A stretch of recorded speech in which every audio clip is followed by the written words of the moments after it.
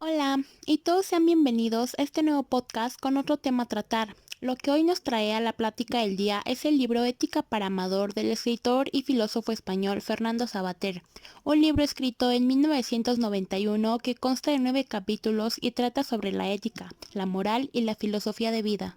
Dentro de los diferentes temas de los 9 capítulos, hoy específicamente hablaremos del capítulo noveno titulado Elecciones Generales. En el capítulo se nos narrará el dilema principal de este, si la ética y la política tienen mucho que ver y cómo se relacionan. Como lo dice el autor, ¿que no las dos nos dan la idea de poder vivir bien? Lo cito textualmente como está escrito.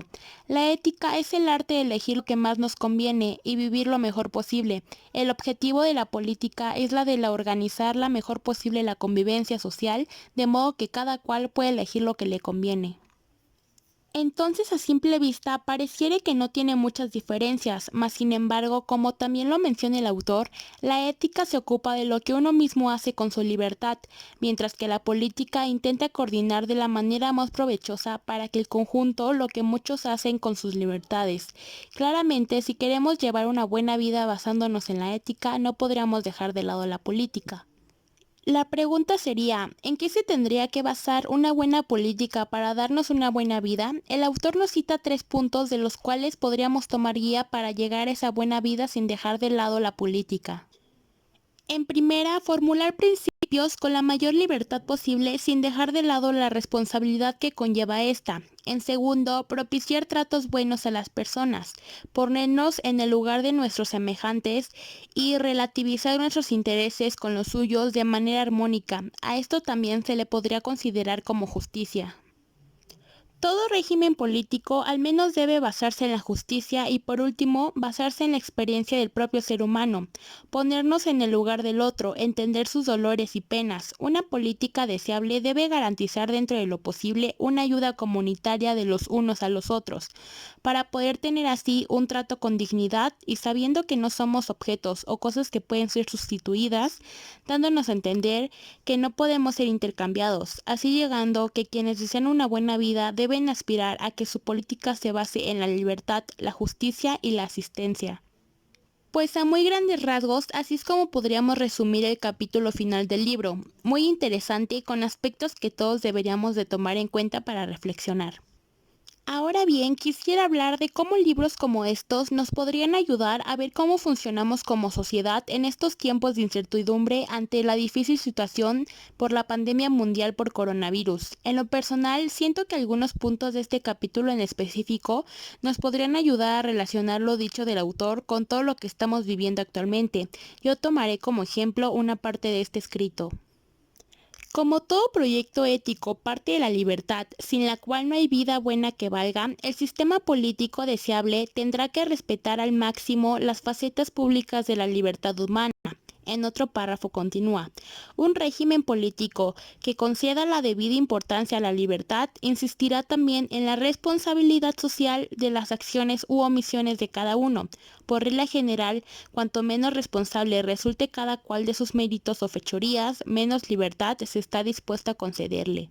Me parece sumamente interesante ya que como lo dice, la libertad es de lo más preciado que tenemos, mas sin embargo muchas veces no apreciamos nuestra libertad como se debe. Sin embargo, ahora que tenemos que estar en cuarentena, que no podemos salir de nuestros hogares por motivos mayores de salud, solo se habla de que ya todos están hartos del encierro, que desean volver a salir. Qué mal que solo con una pandemia nos dimos cuenta de lo mejor que tiene la libertad. También la segunda parte habla sobre la responsabilidad de la libertad y ahora es un clarísimo ejemplo de esta. Como sabemos, por nuestra seguridad y bienestar, el gobierno ha proclamado que todos tenemos que estar en casa. No salir a menos que sea de suma importancia hacerlo, pero te recordamos que en México, a diferencia de otros países, no está declarado como tal un toque de queda debido a que muchas personas viven al día y no pueden dejar de golpe todas sus actividades porque no tendrían cómo sustentar sus días. Por eso no es posible aplicar un toque de queda como lo hicieron en otros países. Entonces en nosotros está la responsabilidad de quedarnos en casa, si está dentro de nuestras posibilidades, claro, y así evitar el contagio y la propagación de este virus. Asimismo, podemos decidir si salir sin tomar las medidas de prevención necesarias o salir por situaciones que no son esenciales o de emergencia.